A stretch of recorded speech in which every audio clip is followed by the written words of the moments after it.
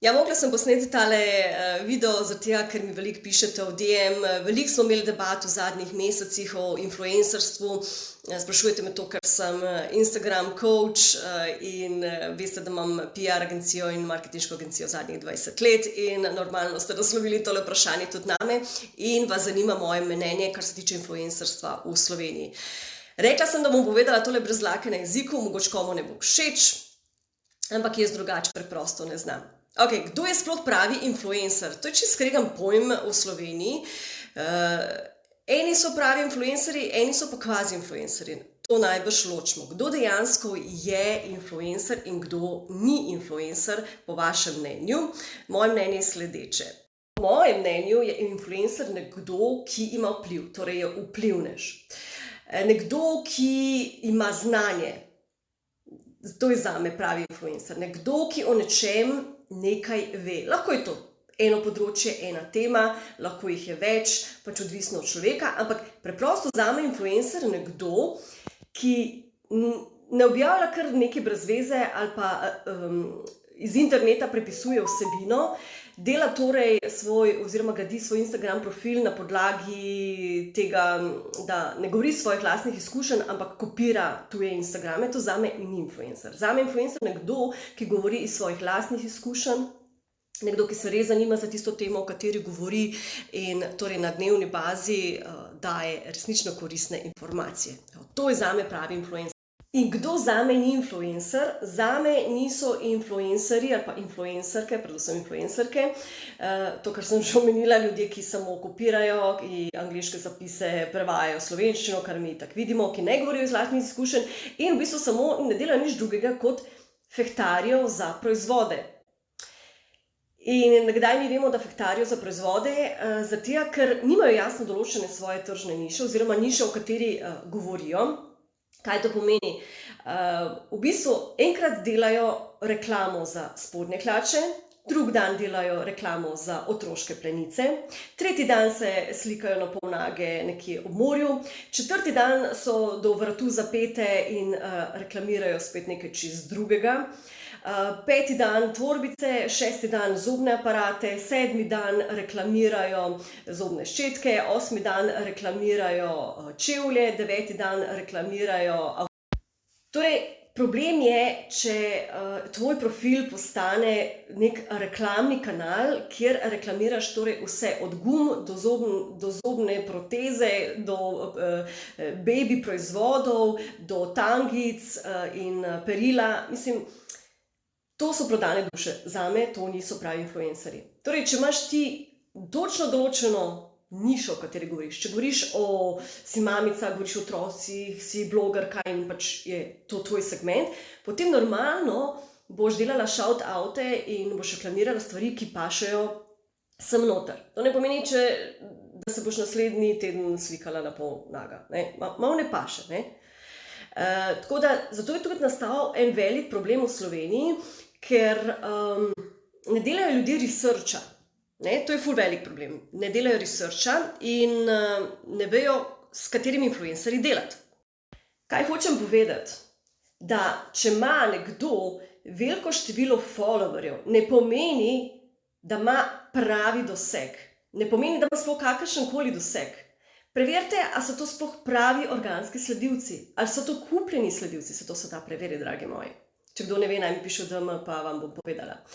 Torej, naredite research, s kom sodelovati. Kdo paše v tisto tržno skupino, v kateri, če ste pač recimo podjetje in želite sodelovati s influencerji, kdo vam sploh paše v vaš segment. Kdo torej je prodana duša in kdo je dejansko pravi influencer, ki dela v svoji tržni niši. Zato večina podjetij tudi reče, s tem influencerjem pa je brez veze sodelovati, ker nič mi ni na redu. In to je dejansko pač je resnica, pač, ker niste pogledali, kakšen je dejansko reach. Kdo je njihova ciljna skupina? Recimo, jaz točno vem, kdo je moja ciljna skupina. Ženske med 25 in 45, 50 letom. In jaz kot influencerka torej lahko reklamiram izdelke, ki pašejo v to ciljno skupino. Ok? In kot drugo stvar, moram vedeti, ljudje, ki mene gledajo, ki mene poslušajo, ki mene spremljajo, točno vem, kakšni so. Podobni meni. Torej, radi imajo organske stvari, naravne stvari, in tudi jaz, po drugi strani, ne smem reklamirati vse živo, ker bom izgledala kot prodana duša, niti ne želim iti, delam v skladu s svojo filozofijo, ne želim iti izven mojih okvirjev, torej ne bom reklamirala nekaj, kar ni organsko, ne bom reklamirala nekaj, kar je polno kemije, preprosto ne bom reklamirala nekaj, kar ni z mojo filozofijo. In če bi bili vsi influencerji pač takšni, bi bilo veliko lažje delati. Okay, druga tema, ki se bom dotaknila, so cene. Ne morete imeti v Sloveniji kot influencerji cene takšne, kot so v tujini, ker to je čista utopija. In cene se tudi oblikujejo glede na uspeh. In smešno mi je, ker recimo jaz tudi na eni strani sem kot influencer lahko delam, ne?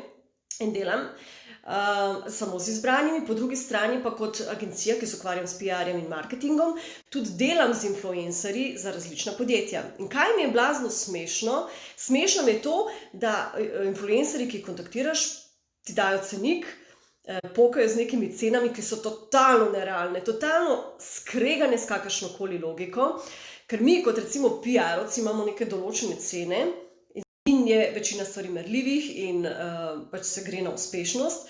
In mi je ful smešno, kot recimo PR-ovci imamo za kampanje neko določeno ceno in potem en kvazi influencer reče za isto ceno, da bo naredil 2 storija in eno objavo na feedu. Mislim, dragi moji, to je realno, brez dlake na jeziku vam povem, skregano z vsakršno realnostjo.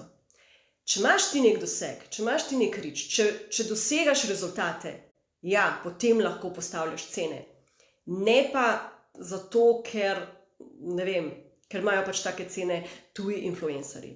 Skregano s trgom, skregano s čemerkoli. Tako da dajte oblikovati svoje cene glede na to, kaj vi lahko za tisto ceno dajete oziroma kakšne rezultate dajete podjetjem, ki vas najamejo. Zaradi tega se tudi trg, ki še ni dobro zaživel influencerstvo v Sloveniji, tudi začel počasi kar se sipati. Ravno zaradi tega, ker so se pojavili neki influencerji, ki dejansko to niso, z nekimi cenami, ki so totalno nerealne in ki ne dajejo rezultatom. S tem kvarijo trg tistim, ki se resno s tem ukvarjajo.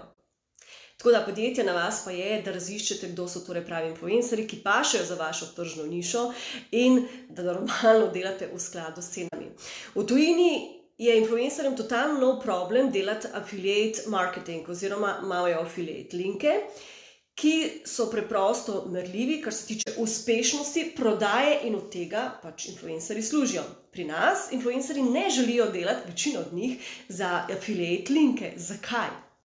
Zdaj pa iz prve roke vam povem, kako reagirajo naši influencerji, ne vsi, ampak ne, tisti, ki niso pravi, ker rečeš, tle imaš affiliate link, toliko proizvodov, ki se proda, toliko procentov imaš od teh pač proizvodov, storitev, česarkoli od določenega podjetja in gremo pač v neko sinergijo. In potem reče influencer, ja, ne, jaz pa se tega ne grem, zaradi tega, ker jaz nisem kriva, če se ta proizvod določenega podjetja ne proda, jaz naredim en story in če se ne proda, pač ni moja krivda. No tukaj jaz vidim problem. Če si tako dober kot influencer, če praviš, da imaš točno to tržno nišo, če si influencer pomeni, da če boš ti rekel, da je proizvod dober, ga bo ljudje kupili, ker si ti rekel, da je ta proizvod dober. To je pravo influencerstvo, da ti ljudje verjamejo in da ti ljudje sledijo. Mar ne? In torej, če ti kot influencer nimaš rezultatov, potem pomeni, da ti preprosto zame, za moje pojme, nisi pravi influencer. In jaz kot podjetje ali pa PR agencija ne bom s tabo sodelovala. In to je tisto, o čemer sem jaz prej govorila. Če jaz vem, kaj je moja, ne bom rekla stranka, kaj je moj sledilec, ne? Kakšna je ta sledilka, kakšne so njene nakupovalne navade, kaj ima rada, potem normalno kot influencerka sprejmem takšne dile različnih podjetij, ker vem, da bom jaz lahko stala za tem. In če bom jaz stala za tem, kot influencerka, bo ljudje meni verjeli in bojo normalno ta proizvod kupili. A ni logično? Če pa jaz prodajam enkrat gate, enkrat lonce, tretjič prodajam tuš kabine, četrtič gume, petič prodajam zokne, šestič ne vem kaj, ni važno. Potem pa preprosto tukaj ni nobene logike. Zdaj pa, lahko se strinjate z mano, lahko se pa ne strinjate z mano, ampak nekaj je za sigurno, okej? Da ni vsak influencer, ki ima veliko sledilcev. Dajmo še enkrat tole razdelati. Če ste podjetje in gledate samo na to, ta beba ima ful veliko sledilcev, dajmo z njo narediti eno kampanjo. In ste neko resno podjetje z nekim resnim proizvodom in ta beba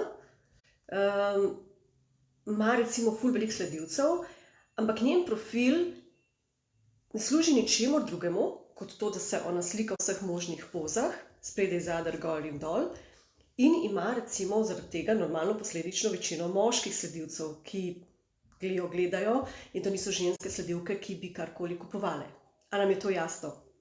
Zato moramo narediti research, kdo je sploh pravi influencer in kdo paše tistemu našemu proizvodu, da dela.